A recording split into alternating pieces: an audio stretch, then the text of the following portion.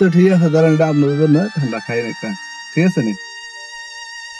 আপনার লস করে দাম নেই। মুরব্বী চাচাটা অনেক বয়স্ক, এখনো প্রবাসের মাটিতে অনেক পরিশ্রম করে যাচ্ছে। আমি ওনাকে ও চাচা, ওয়ালাইকুম সালাম, কি অবস্থা, ভালো আছেন নি? আলহামদুলিল্লাহ ভালো। তুই দেশের বাড়ি কোন জায়গা? সিলেট। সিলেট। এই কোম্পানিতে কাজ করেন? জি। এত বয়স হয়ে গেছে আর ওনার ঠেলতে আছেন, কষ্ট হইতেছে। কি করবো, নিজে তো কষ্ট, একটু জোরে কথা বলেন। মেয়েটা কষ্টের মাঝে আছে। এই বয়সে আপনি এত কষ্ট করেন আসলে। আজকে তো প্রচন্ড গরমও পড়তে আছে, প্রায় আপনার 47 ডিগ্রি তো তাপমাত্রা। না, আমি তো ভিতরে আছি, সাইডে মিটে আমারও কম নেই, এখানে ভিতরে রাখেন। আচ্ছা আচ্ছা, ভালো আছে ভালো আছে। আপনি সাফাই নাকি? হ্যাঁ, না আমি এতে তো ঠিক আছে, দাঁড়ান, এটা আপনাদের জন্য ঠান্ডা খাই একটা, ঠিক আছে নি?